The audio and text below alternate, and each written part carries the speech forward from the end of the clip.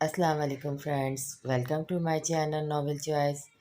तो फ्रेंड्स, आज मैं नया नॉवेल स्टार्ट कर रही हूँ जो यकीनन आप लोगों को पसंद आएगा। तो ये भी क्या नाम है, लॉन्ग नॉवेल है, तो इसकी भी काफ़ी एपिसोड बनेंगी।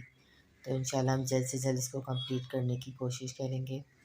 तो मेरा पिछला नॉवेल आप लोगों को जो मैंने अपलोड किया था वो बहुत पसंद आया होगा, तो उसके बारे में मेरे कमेंट्स बॉक्स में बताते रहिएगा प्लीज़। और अगर आप मेरे चैनल पर नए हैं तो प्लीज़ प्लीज़ मेरे चैनल को सब्सक्राइब ज़रूर करेगा और लाइक और शेयर भी करेगा। चलिए अब नावल की तरफ बढ़ते हैं। आज इसके हम पहली एपिसोड रीड करेंगे।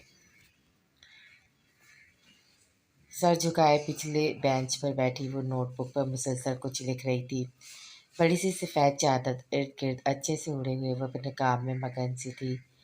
वो अकेली बैठी हुई थी जबकि बाकी सब लड़कियां हंसी खुशी शरारतों में मगन थी। इसकी कोई दोस्त नहीं थी। वो अपनी ज़ात की तरह इस दुनिया में अकेली थी। एक माँ थी, वो भी बीमार, और एक छोटा 10 साल का भाई। इसे देखो, मिसनी को हर वक्त पता नहीं क्या लिखती रहती है। मलाइका ने अपनी साथी दोस्त को क्या कोनी मारते हुए इस पर तंज किया। वो सब अब इस पर तंज करने लगी थी। वो बिना इन पर ध्यान दिए अपने काम में मगन रही कि लोगों का काम है बातें बनाना, इन्हें इनका काम करने देना चाहिए। आखिर कब तक करेंगे? आखिरकार चुप ही तो होना ही पड़ेगा इन्हें। सर चटकती वो फिर से बहुत तवज्जो से नोटबुक पर कुछ लिखने लगी थी। कॉलेज की छुट्टी की मखसूस घंटी बजने पर सब लड़कियां बैग उठाती हुई बाहर की तरफ दौड़ी थी। क्लासरूम ख़त्म होने के बाद वो गहरा सांस लेती हुई उठी। बैग कंधे पर रखकर वो धीमे धीमे कदमों से बाहर की तरफ बढ़ने लगी थी। आंखों में नमी थी, पता नहीं किस लिए थी ये नमी। भूख से पेट में दर्द शुरू हो गया था। आखिर 2 दिन से इसने पानी और कहवे पर गुजारा था, दर्द तो होना ही था ना। ब्लैक प्राडो अपनी मखसूस रफ्तार से एक बड़े से महल में आकर रुकी थी। गाड़ी के रुकते ही 3-4 मुलाजिम भागते हुए गाड़ी के नज़दीक आए थे। गाड़ी का डोर एहतराम से खोलकर से पीछे हुए थे।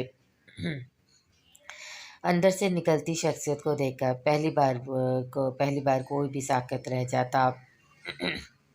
गहरी नीली आंखों में एक सर्द पर नेव बहार आया था। मगरूर खड़ी नाक पर हम वक्त गुस्सा ही रहता था। सहरंगेज शख्सियत वाला वो इंसान पूरे 7 गांवों का सरदार था जो बाहर से पढ़कर आया था। सब मुलाजिम हाथ बांधे बहुत एहतराम से इसे सलाम पेश कर रहे थे। वो सर हिलाता हुआ बड़े से दरवाजे के सामने रुका जहाँ सारा घर जमा था। आखिर वो सरदार और उसके घर का सबसे बड़ा बेटा था जो आज पूरे 5 साल बाद अपने वतन लौटा था। खशमसार ने इसकी तरफ अपने मजबूत बाजू बढ़ाए थे। वो हल्का सा मुस्कुराया जिस पर तीनों लड़कियां हैरत ज़दा हुई थी। इसके गालों पे पड़ते गड़े तो किसी को भी घायल कर सकते थे। अपने बाप के गले वो किसी बच्चे की तरह लगा था। अपने बाप से इसे बहुत मोहब्बत थी और इन्हें अपने अकलौते बेटे से बेइंतहा मोहब्बत थी। वो आहिस्ता आहिस्ता सबसे मिल रहा था। बहुत से चेहरों पर इसके लिए हसरत और नफरत थी। आखिर क्यों? सबसे मिलता वो सपाट तासुरात चेहरे पे लिए अपने कमरे की तरफ तेज कदमों से बढ़ा था। बाकी सब भी बातें करते हुए लॉन्च में बड़े सोफे पे बैठे थे। तैमूर में कह रहा था क्यों ना कल रात सारे इलाके में दावतनामा भेजा जाए। आखिर इनका सरदार वापस आया, इनकी दावत करना तो बनता है ना। खशाम साहब ने संजीदगी से अपने छोटे भाई को मुखातिब किया। आप ठीक कह रहे हैं, लेकिन कहने में देर कर दी। हम दावतनामा आज सुबह ही पहुंचा चुके हैं। तैमूर साहब मूंछों को मोड़ते हुए खुश इखलाकी से बोले, जिस पर वो तीनों भाई कल होने वाली दावत के बारे में डिस्कस करने लग गए थे। इन्हें तो अपने भाई इन्हें तो अपने भाई और भतीजे के अलावा कुछ नज़र ही नहीं आता। नौशीन बेगम तनक कर बड़बड़ाई थी। तीनों लड़कियां सोफे में बैठी अपने कज़न की पर्सनैलिटी के बारे में बातें कर रही थी, जबकि नौशीन और माहिन बेगम झल भून रही थी। आखिर इनके बेटों में आखिर किस चीज़ की कमी थी जो सरदारी की पगड़ी इस सर पर रखी जा रही थी, जो सब लोगों को अपने जूते की नोक पर रखता था। किसी से बात तक वो ठीक से नहीं करता था। किचन में पड़े खाली बर्तन से रुला गए थे। सच कहते हैं, भूख से बड़ा कोई अज़ाब नहीं होता। हीर बच्चे कहवा ही बना दो अगर कहवे का सामान है तो। अंदर से आती अम्मा की पुकार पर वो भारी कदमों से कहवे का सामान टटोलने लगी, लेकिन खाली पड़ी जार इस खून के आंसू रुला गए थे। چچی اماں 5 منٹ انتظار کریں، میں بناتی ہوں، ہاتھ منہ دھو لوں پہلے۔ کچن سے ہی آواز لگاتی ہوں باہر کے خارجی دروازے کی طرف بڑھی۔ کالی چادر کو اچھے سے اوڑھے وہ چچا مختار کی دکان پر آئی۔ چچا مختار تو اچھے تھے لیکن ان کا بیٹا عرفان وہ ایک نمبر کا گھٹیا انسان تھا۔ دکان میں چچا مختار کی بجائے عرفان کو دیکھ کر اس کے قدم بھاری ہوئے تھے، پھر بھی قدم گھسیٹتی وہ دکان کے دروازے کے پاس آئی۔ عرفان کسی گاہک کو سودا پکڑاتا اسے دیکھ کر خباثت سے مسکرایا۔ وہ لرزی تھی، پھر چچی امی کا خیال کرتی وہ اندر آئی۔ عرفان بھائی مجھے قہوے کا سامان دے دیں، میں کل یا پرسوں آپ کو پیسے لوٹا دوں گی، سر جھکائے وہ نرم لہجے میں بولی تھی۔ عرفان کمین کی مسکراہٹ سے اس کے سراپے کو دیکھتا ہنسا۔ وہ لڑکی حد سے زیادہ کمزور تھی، عام سی شکل، بگڑے بال جو چادر سے آدھے باہر نکلے ہوئے تھے۔ مل جائے گا لیکن میری ایک شرط ہے، اس کے نزدیک آتا وہ ذرا روب سے بولا۔ آنکھیں میچے وہ ضبط کے گھون پڑتی اس کے اگلے جملے کا انتظار کرنے لگی۔ تمہیں مجھ سے تھوڑا فری ہونا پڑے گا، زیادہ نہیں بس تھوڑا سا میری بنو۔ وہ اس کے ہاتھ کی پشت پر انگلیاں پھرتا کمینگی سے بولا۔ ہیر رضا کا دل لرزا گیا، وہ خوف سے پیچھے ہٹتی ہوئی جانے لگی تھی جب سامنے سے چچا مختار کو آتے دیکھ کر وہ رکی۔ عرفان بھوکلا کر جلدی سے کاؤنٹر کے پیچھے ہوا۔ کیا بات ہے بیٹا، کچھ چاہیے تھا؟ چچا مختار نے اس کی سرخ آنکھوں کو دیکھ کر تشویش سے پوچھا۔ چچا قہوے کا سامان چاہیے تھا، چچی اماں کو بنا کر دینا ہے۔ اس کے لدرتے لہجے پر چچا مختار نے افسوس سے 20 سال کی لڑکی کو دیکھا، پھر اپنے بیٹے کو تندھی سے گھورا۔ عرفان بھوکلاتے ہوئے حساب کتاب کی کاپی لے کر بیٹھ گیا، جیسے بہت حساب آتا ہو اس نالائق کو۔ تم رکو بیٹا میں دیتا ہوں۔ اس کے سر پہ ہاتھ رکھا وہ قہوے کا سامان چوپر میں ڈالنے لگے اور آخر میں 20 روپے والا بسکٹ بھی اسے پکڑا دیا۔ چچا مجھے قہوے کا سامان چاہیے، بس مجھے قہوے کا سامان چاہیے، بسکٹ تو میں نے نہیں مانگے، وہ دھیمے لہجے میں بولتی۔ مختار صاحب کو بڑی پیاری لگی۔ بیٹا یہ میں اپنی بیٹی کو کھانے کے لیے دے رہا ہوں اور اس کے پیسے بھی میں نہیں لکھوں گا، تم کھا لینا بیٹا۔ مختار چچا نے اس کے چہرے پر بھوک کے سائے دیکھ لیے تھے، لیکن چچا وہ لینے سے ہچکچا رہی تھی۔ بس بیٹا سے رکھ لو، مجھے اپنے چچا کی ہی جگہ رکھا کرو۔ وہ شفقت سے زبردستی پکڑاتے نئے آئے گاہک کی طرف متوجہ ہو گئے تھے۔ گلی میں آتے اس نے وہ بسکٹ کا پیکٹ کھولا، منہ کی طرف بڑھایا، بسکٹ وہیں ساکت رہ گیا تھا۔ امی اور بھائی کی بھوک کا احساس اسے آنکھیں میچنے پر مجبور کر گیا تھا۔ لب سیکتی میچے وہ بسکٹ پیکٹ میں ڈال کر گھر میں آ گئی تھی۔ چولہے میں پانی رکھ کر وہ قہوہ تیار کرنے لگی تھی۔ 3 کپ قہوہ بنا کر 7 پلیٹ میں بسکٹ بھی ڈال کر لے آئی تھی وہ۔ چائے اس کی ماں چچی اس کے انتظار میں تھی، جبکہ اس کا چھوٹا بھائی چچی کا بیٹا نوٹ بک پر جھکا ہوم ورک کر رہا تھا۔ وہ دونوں بہن بھائی گورنمنٹ اسکول میں پڑھتے تھے۔ بسکٹ وہ ان دونوں ماں بیٹے کے سامنے رکھ گئی تھی۔ نائلہ بیگم نے اس کا چہرہ دیکھا جو پیلا پڑ چکا تھا، انہیں دل میں درد سا اٹھتا ہوا محسوس ہوا۔ ان کے شوہر کو کتنی پیاری تھی یہ لڑکی، اور آج وہ بھوک و افلاس سے دن بدن مرجھائی جا رہی تھی۔ انہوں نے بسکٹ کو اس کے ہونٹوں کی طرف بڑھایا، انہیں ضبط سے دیکھی وہ نفی میں سر ہلا گئی۔ ہیر کھا لو میری بچی، میں جانتی ہوں تم نے کل سے کچھ نہیں کھایا، کھا لو میری بچی۔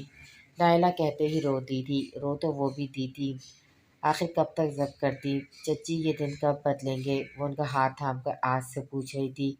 بہت جلد، تم دیکھنا ہم پھر سے خوشیوں بھری زندگی گزاریں گے میری بچی، بس خدا کی ذات پر بھروسہ رکھو، اگر وہ دکھ والے دن لاتا ہے تو خوشیوں بھرے دن بھی جلد لائے گا، بس صبر کرنا۔ نائلہ خاتون نے اس کا سر شفقت سے چومتے ہوئے گھبرائے ہوئے لہجے میں کہا۔ قیام ساکت سا بیٹھا اپنی ماں بہن کو وہ چھوٹا سا بچہ بہت ضبط سے دیکھ رہا تھا۔ آپ یا پریشان نہ ہو، آپ کا بھائی ہے نا؟ قیام نے اس کا ہاتھ ہونٹوں سے چھوتے ہوئے اپنے بھائی کے ہونے کا احساس دلایا تھا۔ وہ دونوں سے دیکھتی مسکرا دی، لیکن اس کی مسکراہٹ میں چھپا درد کو نہیں پہچانتا تھا۔ محلے والے انہیں ختم وغیرہ پر ہی کوئی کھانے کی چیز بھیجتے تھے، ورنہ کبھی کسی نے جھوٹے منہ ابھی انہیں کھانا یا پیسے کی صلاح نہیں ماری تھی۔ کمرہ کیا تھا، کوئی محل ہی تھا، انتہا کا خوبصورت کمرہ جس کی 2 والز تو شیشے کی تھی۔ بڑا سا جہازی ساز گول بیڈ کمرے کے وسط میں پڑا ہوا تھا۔ وائٹ اور گولڈن تھیم کا وہ کمرہ دیکھنے والوں کو مبہوت کر دیتا تھا۔ بیزار تاثرات سے کمرے کو دیکھتا وہ واش روم میں چلا گیا تھا۔ جب وہ فریش ہو کر آیا تو اس کا باپ इसी के इंतज़ार में बैठे हुए थे। डैड आप, वो आहिस्ता से कहता हुआ उनके करीब आया। बेटा कल हमने आसपास के सब इलाके मकीनों को दावत पर बुलाया है। सुबह जल्दी उठ जाना, तुम्हें अपने दादा की कब्र पर भी जाना है ना, और फिर लोग अपने सरदार से मिलने मिलाने चले आएंगे तो काफ़ी वक्त लगेगा। वो इसे बता रहे थे लेकिन जानते थे इनके मकबूल बेटे के खूबसूरत चेहरे पर बेजारी वाले तासुरात ज़रूर रकम होंगे। आखिर अपने बेटे की नस नस से वाकिफ जो थे। डैड यार प्लीज़, बोरिंग बातें बाद में भी हो सकती हैं, मैं इस वक्त सिर्फ सोना चाहता हूँ।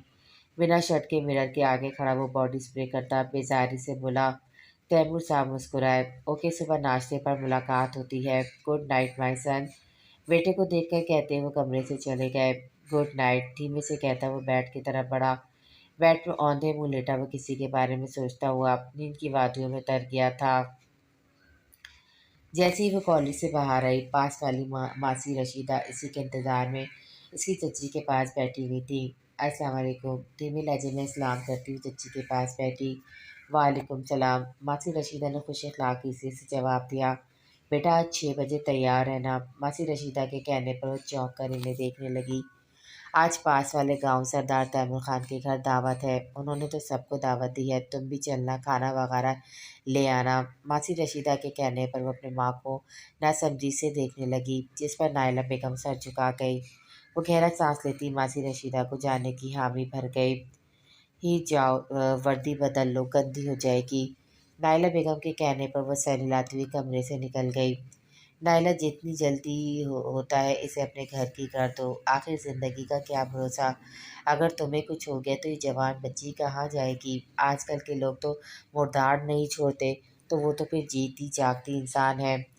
मासी रशीदा मासी रशीदा के कहने पर नायला बेगम साकित सी मासी रशीदा को देखने लगी।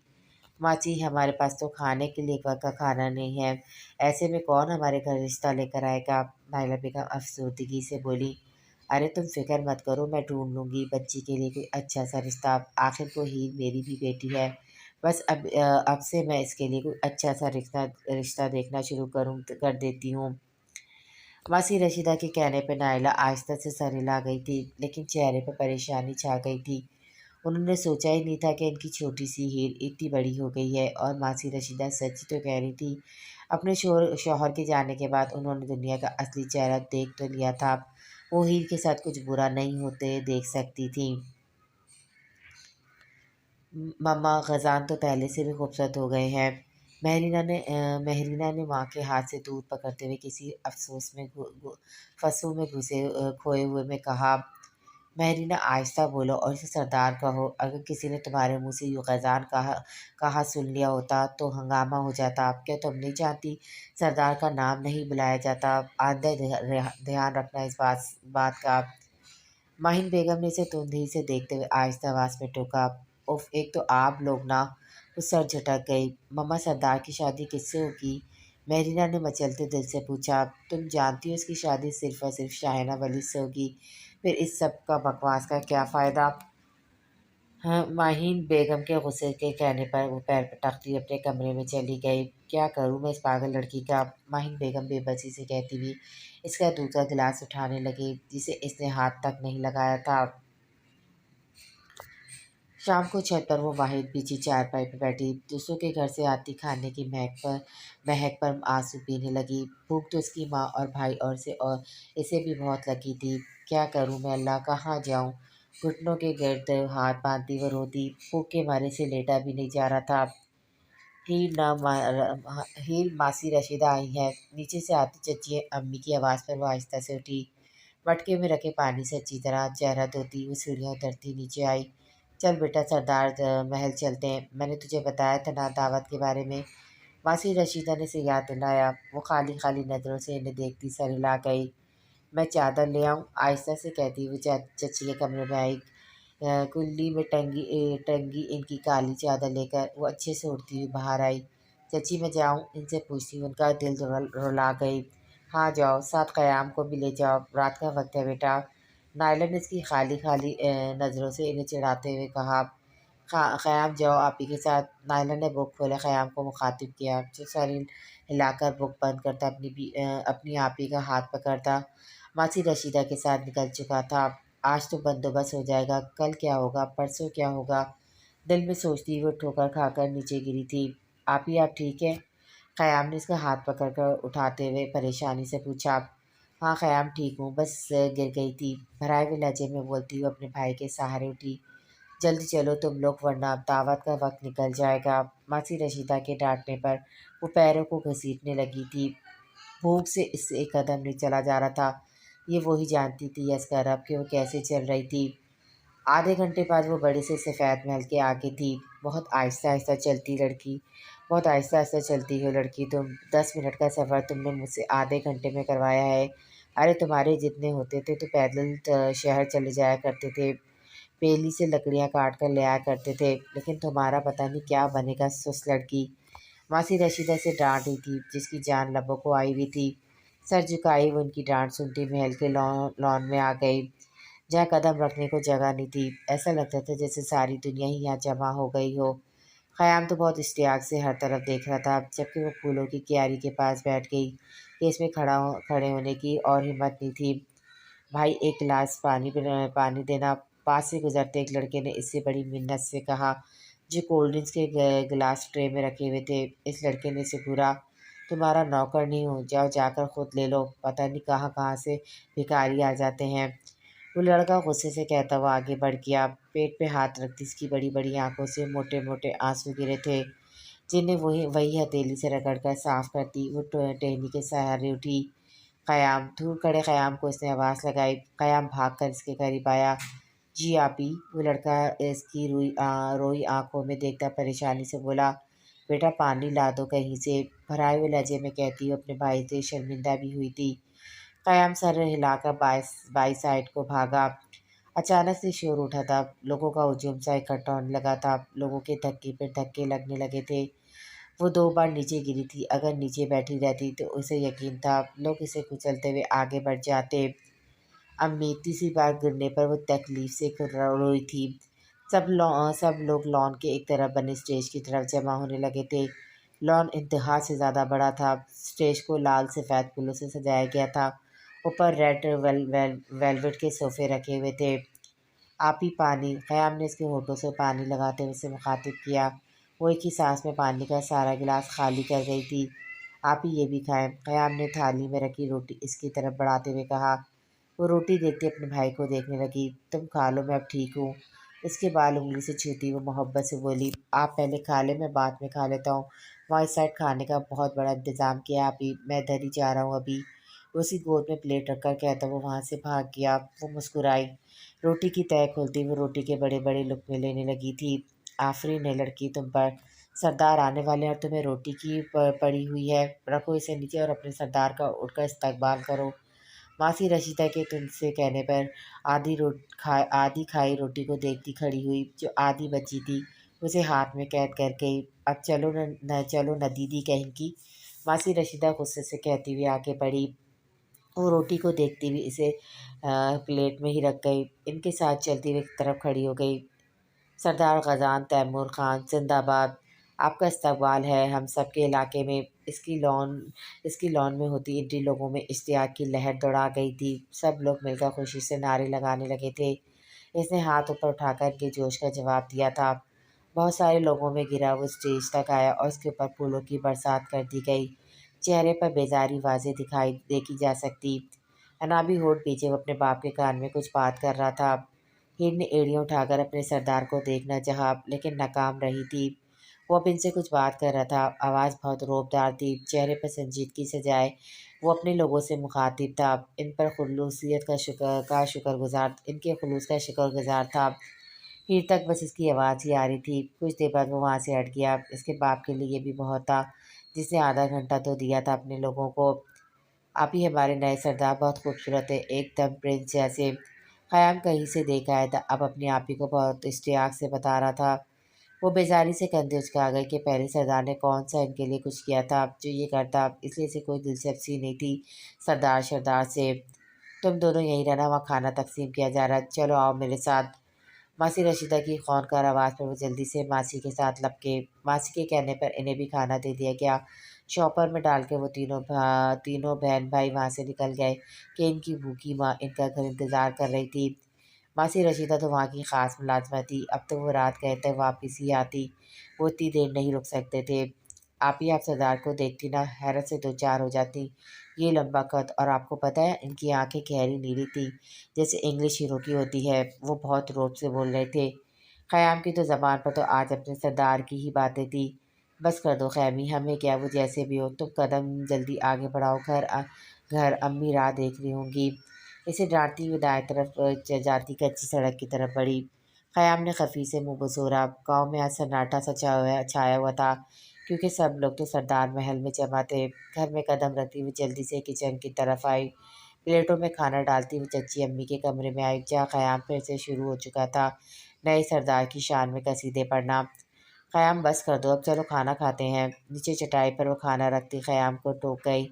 نائلہ نے کتنے عرصے بعد دونوں بچوں کے چہرے پر خوشی دیکھی تھی۔ کھانا دونوں بچے کے منہ میں ڈالتی وہ اندر سے روئی۔ ان کے دونوں صحت مند بچے تو کافی کمزور ہو گئے چکے تھے۔ ہیر کتنا کھاتی تھی، ہر وقت اسے کچھ نہ کچھ کھانے کو چاہیے ہوتا تھا۔ وہ کافی صحت مند ہوا کرتی تھی، سب اسے موٹی کہہ کر چڑھایا کرتے تھے، لیکن وہ موٹی کہنے سے چڑھتی نہیں تھی، بلکہ فخر سے گردن اکڑا کر کہتی تھی، کھاتے پیتے گھر سے ہوں، بھوکے گھر سے نہیں ہوں۔ آج وہی ان کی صحت مند بچی سوکھ کر کانٹا ہو چکی تھی۔ کئی کئی دن ان کے فاقوں میں گزر جاتے تھے۔ ان کے شوہر جب زندہ تھے تو زندگی ان پر بہت مہربان تھی۔ اپنی بھتیجی میں تو ان کی جان ہوا کرتی تھی۔ ہر شام اس کے لیے کچھ نہ کچھ بازار سے ضرور لایا کرتے تھے۔ بازار میں جو نیا ڈیزائن آتا نائلہ بیگم سب سے پہلے اپنے ہیر کے لیے خریدتی۔ انہوں نے تو اسے کبھی پرایا سمجھا ہی نہیں تھا، وہ تو اسے اپنی بیٹی ہی مانتی تھی۔ ہیر کے باپ کا انتقال تو جب وہ 2 سال کی تھی تب ہی ہو گیا تھا۔ تب شرجیل صاحب نے اس ننھی جان کو اپنی آغوش میں سمیٹ لیا اور نائلہ بیگم نے اسے اپنی بیٹی بنا لیا۔ ہیر ان دونوں کو بہت لاڈلی ہوا کرتی تھی، لیکن پھر اس لاڈلی بیٹی کو بہت کچھ سہنا پڑا تھا۔ ان کے شوہر شرجیل گورنمنٹ جاب کرتے تھے، اچھی خاصی تنخواہ تھی ان کی، لیکن ایک شام گھر واپس لوٹتے ہی وہ کار کے نیچے آ کر دم توڑ گئے تھے اور اپنے گھر والوں کو زمانے کے بے رحم سہارے پر چھوڑ گئے۔ ان کی شوہر کو وفات ہوئے 1.5 سال ہو چکا تھا، لیکن انہیں ابھی تک پینشن کی رقم نہیں ملی تھی۔ اس کے لیے انہوں نے درخواست بھی دے رکھی تھی، لیکن آج تک کچھ نہ بن سکا۔ امی وہ لوگ بہت رئیس ہیں، اتنی بڑی ان کی کاریں تھی کہ کیا بتاؤں میں آپ کو، اور آپ کو پتہ ہے وہ کاریں تو گنتی میں ہی نہیں آئی تھی۔ قیام پھر سے شروع ہو گیا تھا، جس پر کھانا سمیٹتی ہیر مسکرائی۔ وہ 10ویں کلاس کی طالب علم تھی، آخری بینچ پر اکیلی بیٹھی اپنی نوٹ بک کا خالی صفحہ ڈھونڈ رہی تھی، جو کہ ناممکن تھا کہ نوٹ بک فنش ہو چکی تھی، جبکہ اس کی میم رضیہ کا لیکچر نوٹ کرنا تھا۔ اگر ان کا کوئی لیکچر نوٹ نہ کرے تو وہ بہت بری سزا دیتی تھی اور بےعزتی الگ۔ کھولتے دل سے اس کے بیگ میں جتنی بھی نوٹ بک تھی اس نے سب دیکھ لیا، لیکن کوئی خالی ورق نہ مل سکا اسے۔ آنکھوں میں آئی نمی کو پیچھے دھکیلتی ہوئی کھڑی ہوئی کہ میم رضیہ اسے ہاتھ سے کھڑا ہونے کا کہہ رہی تھی۔ جو لیکچر نوٹ کیا ہے وہ دکھاؤ۔ مس رضیہ کے ترشتی سے کہنے پر وہ سر جھکا گئی۔ میں پاگل ہوں جو بولتی رہتی ہوں، اور تم شہزادیاں گھر سے آتی ہو اور بیٹھ کر چلتی بنتی ہو، انتہائی نالائق ہو تم۔ دفعہ ہو جاؤ میری کلاس سے اور پرنسپل کے آفس چلو ذرا۔ میم رضا نے اس کے سر پر بک مارتے ہوئے چلا کر کہا۔ ساری کلاس منہ پہ ہاتھ رکھے دبی دبی ہنسی ہنس رہے تھے، آنکھوں میں آنسو لیے وہ کانپتے ہاتھوں سے کتابیں بیگ کے اندر رکھنے لگی۔ جلدی کرو سست لڑکی، ایک اور کتاب پڑی تھی اس کے سر پر۔ بیگ کندھے پہ رکھتی وہ مس کے کمرے سے نکل گئی، اپنے پیچھے تمسخرانہ نظریں وہ اچھے سے محسوس کر رہی تھی۔ گراؤنڈ میں بیٹھی وہ چادر سے نکلے بال درست کرنے لگی تھی، آنکھوں سے کئی آنسو بے وقت اس کے گالوں پہ لڑکے تھے۔ کچھ ہی دیر میں سے پرنسپل کا بلاوا بھی آ گیا تھا۔ بہت شکایتیں مل رہی ہیں مجھے تمہاری، آخر تم پڑھائی کو سیریس کیوں نہیں لے رہی ہو؟ یہ لاسٹ وارننگ ہے، اب اگر تمہاری کوئی بھی شکایت آئی تو میں تمہیں اسکول سے فارغ کر دوں گی، اب دفعہ ہو جاؤ۔ اسے اونچ سر جھکائے دیکھا پرنسپل میم نے کافی غصے سے کہا۔ سر جھکائی وہ وہاں سے نکلتی ہوئی باہر مین سڑک پر آ گئی۔ آنکھوں میں آنسو تیر رہے تھے، لیکن اسے انہیں باہر نہیں آنے دیا۔ آنکھیں چپک چپک کر آنسو روکتی وہ لب بیچ گئی۔ سڑک پر گول گپے کی ریہڑی دیکھ کر وہ وہیں تھم گئی تھی۔ چاچو آپ میرے لیے گول گپے نہیں لائے جائیے، میں نہیں بولتی آپ سے، آپ جانتے نا گول گپے اگر نہ کھاؤں تو مجھے نیند بھی نہیں آتی۔ سینے پہ ہاتھ باندھ کر منہ بسور کر کہا گیا تھا۔ سوری بیٹا، باہر بارش تھی تو مجھے کوئی گول گپے بیچنے والا نہیں ملا، لیکن کل میں اپنی بیٹی کے لیے ڈھیر سارے گول گپے لاؤں گا، ٹھیک ہے؟ کان پکڑے اس کے چاچو نے معذرت کی۔ سچ چیکی تھی مجھ میری جان، اس کی چاچو نے اسے سینے سے لگاتے ہوئے لاڈ سے کہا تھا۔ آنکھوں میں رکے آنسو بہہ نکلے تھے۔ چاچو، آپ کی ہیر نے پورے سال سے ان گول گپوں کا ذائقہ نہیں چکھا، آپ کیوں چلے گئے ہمیں بے سہارا چھوڑ کر؟ آپ تو کہتے تھے ہیر کی آنکھوں میں آپ کبھی ایک آنسو نہیں آنے دیں گے، لیکن آج آپ دیکھ لیں، آپ کی ہیر کی آنکھوں میں سوکھتی ہی نہیں ہے۔ ہر کوئی مجھے ڈانٹتا ہے، مارتا ہے کہ کون ہے جو اس کی سائڈ لے گا۔ آپ واپس آ جائیں یا ہم تینوں کو بھی اپنے پاس بلا لیں۔ ہتھیلیوں سے صاف کرتی وہ خود سے بڑبڑا رہی تھی، بلکہ اپنے چاچو سے مخاطب تھی۔ اپنی طرف دو لوفر لڑکوں کو دیکھتا دیکھا وہ چادر کو اچھے سے ماتھے پہ کرتی بھاگنے سے انداز میں وہاں سے نکلی۔ مزے سے سوئمنگ کرتا وہ بد مزہ ہوا۔ اس کا فون مسلسل رنگ کر رہا تھا۔ ناک چڑھا کر وہ گون پہنتا وہ فون پکڑتا بیزاری سے فون کو پانی میں چھال گیا تھا۔ نان سینس، غصے سے بولتا وہ روم میں آیا۔ بلیک کلر کی شرٹ، نیچے بلیک ہی پینٹ پہنے وہ خود پر ڈھیر سارے پرفیوم چھڑکتا ہوا باہر آیا۔ وہ بہت نک چڑھا ہر وقت تیار رہنے والا شخص تھا۔ اپنے کپڑوں پر وہ ہلکی سی بھی سلوٹ برداشت نہیں کرتا تھا۔ وہ تو سوتے وقت بھی نئے کپڑے پہن کر سوتا تھا۔ آئیے سردار بیٹا، کیا کھائیں گے آپ؟ اس سے نیچے آتا دیکھ کر نوشین بیگم نے مصنوعی محبت سے پوچھا۔ مہرینہ اور شزرا نے چونک کر اپنے ہینڈسم کزن کو دیکھا جس نے آج تک انہیں مخاطب نہیں کیا تھا۔ نتھنگ، بھاری آواز میں کہتا وہ اپنے باپ کے کمرے کی طرف چلا گیا۔ نخرے تو پہلے ہی 7ویں آسمان تک پہنچے ہوئے تھے، اب تو سردار بن گیا ہے، اب کہاں کسی کو دیکھے گا وہ؟ ماہین بیگم نے جلے دل سے کہا، جس پر نوشین نے بھی سر ہلا کر تائید کی۔ ویسے امی نخرے تو بنتے ہیں سردار کے، اتنا خوبصورت، اوپر سے اتنے پڑے ہیں کہ آس پاس تو کیا دھور تک ان کا کوئی جتنا نہیں پڑا، پھر قسمت نے انہیں سردار کے رتبے پہ فائز کر دیا، تو نخرے تو بنتے ہی امی۔ مہرینہ نے ہاتھوں پر مہندی لگاتے ہوئے ماں کی بات کے جواب پر کہا۔ مہرینہ، منہ بند رکھا کرو، کتنی دفعہ کہا ہے، ورنہ مجھ سے برا کوئی نہیں ہوگا، مہرین دب کر بولی، جس پر وہ ہلکا سا مسکراتی ہوئی شانے چکا گئی۔ شزرا تو ابھی تک اس طرح دیکھ رہی تھی جہاں سے وہ مغرور شہزادہ گیا تھا۔ شائنہ خانم آ رہی ہیں پرسوں؟ ماہین نے اونچا بولا، آخر اپنی بیٹی کو بھی تو سنانا تھا۔ مہرینہ نے ناک منہ بسورا، اف، اللہ کرے جس فلیٹ سے وہ آئے اس کی سیڑھی ٹوٹ جائے یا پھر ہماری شائنی خانم کی ٹانگ ہی ٹوٹ جائے۔ مہرینہ نے جلے دل کے پھپھولے تو پھوڑے، بکواس بند کرو۔ ماہین کی ڈانٹ پر وہ منہ بسورتی پیر پر ٹکتی وہاں سے واک آؤٹ کر گئی۔ پتہ نہیں یہ لڑکی کب سدھرے گی، ماہین نے غصے سے سر جھٹکا، جبکہ نوشین نے جٹھانی کو طنزیہ نظروں سے دیکھا۔ مطلب یہ تھا تمہاری بیٹی ہو اور سدھری ہو یا تو کہیں ہو ہی نہیں جائے۔ ماہین اپنی جٹھانی کی نظریں بخوبی سمجھتی تھی، لیکن چپکی میں ہی عافیت تھی۔ چچا رحیم، امی کہہ رہی ہیں آپ نے کافی مہینوں سے کرایہ نہیں دیا، اب کی دفعہ دے دیں ورنہ ہماری دکانیں خالی کر دیں۔ وہ دوپہر کے وقت اپنی دکان پہ کھڑی چچا رحیم سے دھیمی آواز میں مخاطب تھی۔ چچا رحیم نے اسے طنزیہ نظروں سے دیکھا۔ کون سی دکانیں؟ ہاں، یہ دکانیں میری ہیں، تمہارا چچا مجھے فروخت کر گیا تھا۔ ارے میں تو رقم بھی ادا کر چکا تھا، اب مجھے کیا پتہ اس نے تم لوگوں کو کیوں نہیں بتایا۔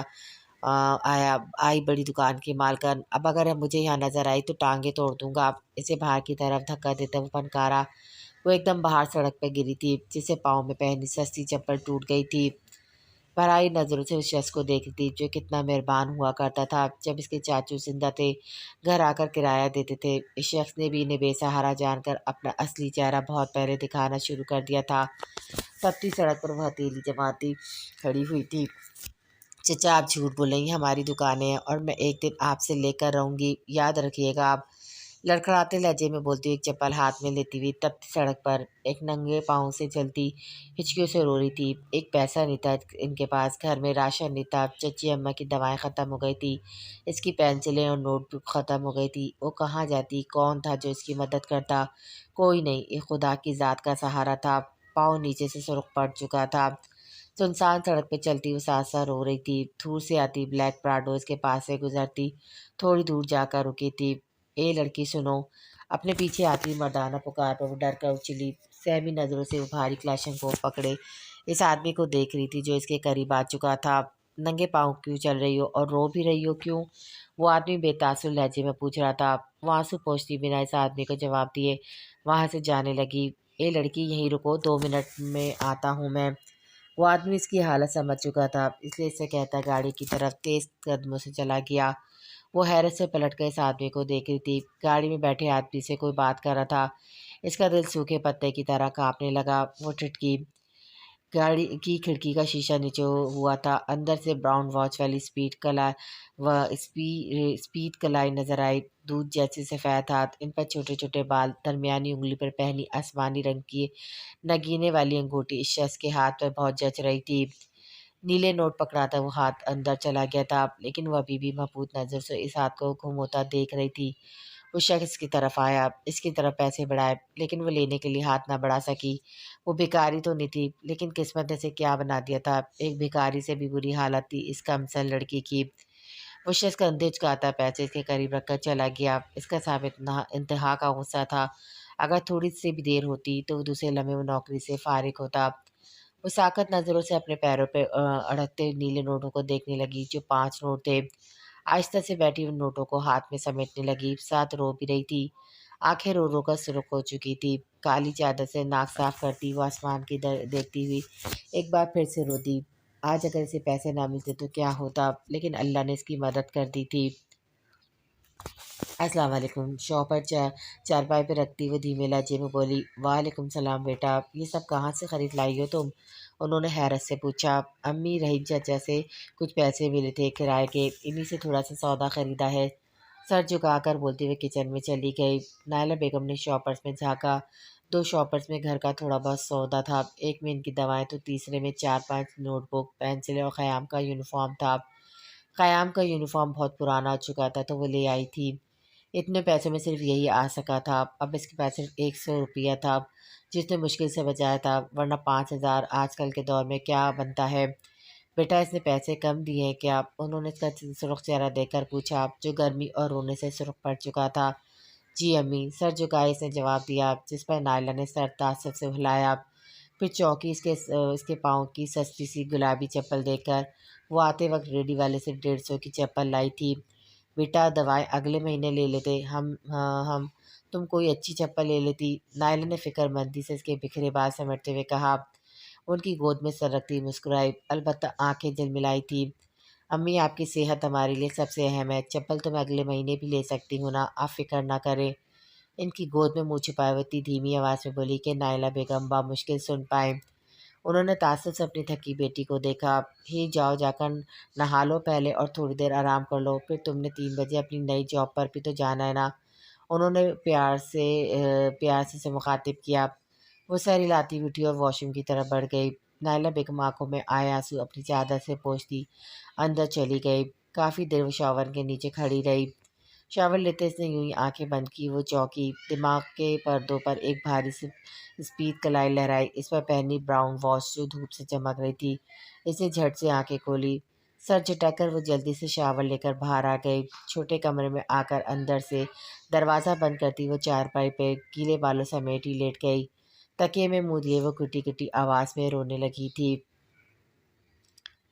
چھوڑے میرا ہاتھ چھوٹے خان، وہ فون سنتا چونکا۔ پچھلے باغ سے کسی کی دبی دبی آواز میں چلانے کی آواز آ رہی تھی۔ آئی ول کال لیٹر۔ کال بند کرتا وہ سنجیدگی سے باغ کی طرف بڑھا۔ آپ پاگل ہو گئے، چھوڑے مجھے خان۔ آواز اب کے صاف سنائی دے گئی تھی۔ وہ رکا، سامنے اس کا قدم کسی لڑکی کو زبردستی اپنے ساتھ لگائے کھڑا تھا۔ داور، اس کی تیز آواز پر داور اور وہ لڑکی ایک پل میں ساکت ہو گئے تھے۔ دوسرے لمحے اس سے الگ ہوا تھا۔ لڑکی تم جاؤ یہاں سے۔ اس کی سپاٹ آواز پر وہ لڑکی سر جھکائے وہاں سے بھاگی۔ سردار کی لڑکی ٹھیک نہیں ہے اب آپ۔ داور ابھی اپنی صفائی میں کچھ کہتا جب اس کے بھاری ہاتھ کا تھپڑ اسے زمین پر گرا گیا تھا۔ Remember you, I hate liars and cheaters. انگلی سے اسے وارن دیتا وہ پلٹ گیا۔ فون دوبارہ سے آن کر کے کان سے لگاتا وہ پھر سے اپنے دوست کے کچھ اہم بات کرنے لگا تھا۔ داور نے نفرت آمیز نظروں سے اس کی پوچھ دیکھی جو بے فکری سے فون پر کسی سے مخاطب تھا۔ سردار غزان تیمور، اچھا نہیں کیا، ایک تو مجھ سے سرداری چھین لی، دوسرا مجھے تھپڑ مارا۔ داور خان پر ہاتھ اٹھایا۔ You will be pay it سردار صاحب۔ گال پہ ہاتھ رکھے وہ نفرت سے چلایا، پہلے اپنی حرکتیں درست کرو پھر کسی اور کو مدد سکھانا۔ مائی ڈیئر برادر۔ میرینا کی طنزی آواز پر پلٹ کر اپنی جانب کو دیکھتا اس کے قریب جارحانہ قدموں سے بڑھا۔ سردار غزان خان، اسے اپنی طرف بڑھتا دیکھ کر وہ تنزیہ چلائی، جس پر داور خان وہی ساکت ہو گیا۔ اگر مجھے ٹچ بھی کیا نا، ابھی آواز لگاؤں گی سردار جی کو۔ سینے پہ ہاتھ باندھ کر وہ مسکرا کر بولی، تمہارا تو پیدا ہوتے ہی گلا دبا کر مار دینا چاہیے تھا مجھے۔ وہ پھنکارا، میرا بھی یہی دل کرتا ہے، میں تمہارا گلا دبا دوں یا پھر تمہیں زہر دے دوں، جان چھوٹے زمین کی، تم جیسے انسان سے۔ نخوت سے بولتی وہ وہاں سے واک آؤٹ کر گئی، جبکہ داور مٹھیاں بچ کر ضبط سے دانت پہ دانت جما کر رہ گیا۔ پہلے سردار کا کچھ کرنا ہوگا، پھر تو تمہیں تمہاری اصلی جگہ دفع کروں گا۔ وہ غصے سے چلاتا باہر نکل گیا۔ سردار محل میں ایک ساتھ بہت ساری گاڑیاں داخل ہوئی تھی۔ سیب کھاتی مہرینہ نے گاڑی سے نکلتی قیامت کو گھورا، اس کا تو ایکسیڈنٹ بھی نہیں ہوتا۔ مہرینہ کے نخوت سے کہنے پر شزرا نے اسے کونی ماری۔ نزاکت سے گاڑی سے باہر نکلتی شائنہ خانم کو کچھ لوگوں نے پیار سے تو کچھ نے حسد سے دیکھا تھا۔ گلابی پیروں تک آتی فراک، نیچے وائٹ چوڑی دار پاجامہ، سر پر وائٹ بڑا سا شفون کا کڑھائی والا دوپٹہ، بال کھلے ہوئے تھے جو اس لڑکی کے حسن میں چار چاند لگا رہے تھے۔ وہ لڑکی اپنے حسن میں اپنی مثال آپ تھی۔ نزاکت سے چلتی وہ سب بڑوں سے بہت احترام سے ملی تھی۔ کیسی ہو میرینہ تم؟ وہ میرینہ کے قریب آتی مسکرا کر نرم آواز میں بولی، ابھی تک تو ٹھیک تھی شائنہ خام، لیکن اگلی گھڑی کا کوئی بھروسہ نہیں۔ وہ ہون سیب کھاتی اپنے لاپرواہ سے انداز میں بولی، گڈ۔ شائنہ خانم مسکرا کر کہتی سب بڑوں کے ساتھ اندر کی طرف بڑھ گئی، اس کے تو دانت ہی ٹوٹ جائیں گے، گڈ، بڑی آئی مس کہیں کی۔ غصے سے سر جھٹکتی وہ اسمبلی پہ ٹٹکی۔ سامنے سے کوئی اور نہیں، سردار خان غیزان تیمور چلا آ رہا تھا۔ پیچھے پانچ چھ مرد تھے جس کی حفاظت کے لیے زبردستی تیمور خان نے رکھے ہوئے تھے۔ White shirt, brown pant, brown ہی چوڑی واچ باندھے، براؤن ہی شوز پہنے وہ شخص اپنی نیلی آنکھوں سے کسی کو بھی گھائل کر سکتا تھا۔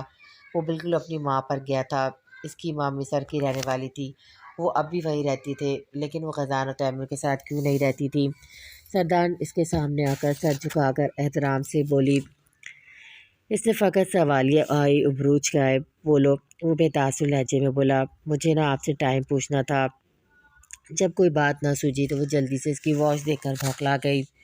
سردار نے آنکھیں سکڑ کر اپنی چھوٹی سی کزن کو دیکھا، پھر موبائل میں ٹائم دیکھ کر اسے بتاتا وہ آگے بڑھ گیا، ہائے کیا خوشبو لگاتے ہیں، پتہ نہیں کون سی لگاتے ہیں، پتہ کرنا پڑے گا میرینہ۔ دل پہ ہاتھ رکھ کر وہ خاص لوفرانہ انداز میں بولتی، سامنے سے آتے اپنے باپ کو دیکھ کر چپ ہوئی، پھر وہاں سے بھاگ نکلی، جبکہ باپ نے بیٹی کی حرکت سے فقط صرف دانت ہی پیسے۔ اسے 3 سے 7 بجے تک فروٹ پیک کرنے والی فیکٹری میں جاب ملی تھی، مہینے کی 5,000 سیلری طے ہوئی تھی۔ فروٹ کو ڈرائی کلین کرنا، پھر ان پر مختلف قسم کے کیمیکل کا استعمال کرنا، انہیں پیک کرنا، یہ تھی اس کی جاب۔ رات کے 8 بجے وہ روڈ پر بس کے انتظار میں تھی، وہ لیٹ ہو چکی تھی، دور دور تک کسی گاڑی کا نام و نشان تک نہیں تھا۔ کانپتے قدموں سے وہ بھی روڈ کی طرف دوڑنے لگی تھی، آنکھوں میں نمی بھی تیرنے لگی تھی۔ اس کے پاس 500 روپے تھے جو آج اسے ملے تھے، وہ بھی روڈ کراس ہی کرنے لگی تھی جب 2 بائک سوار ایک دم سے اس کے سامنے آئے تھے۔ وہ چیختی ہوئی پیچھے ہوئی، ہاں بچی ڈر گئی باس۔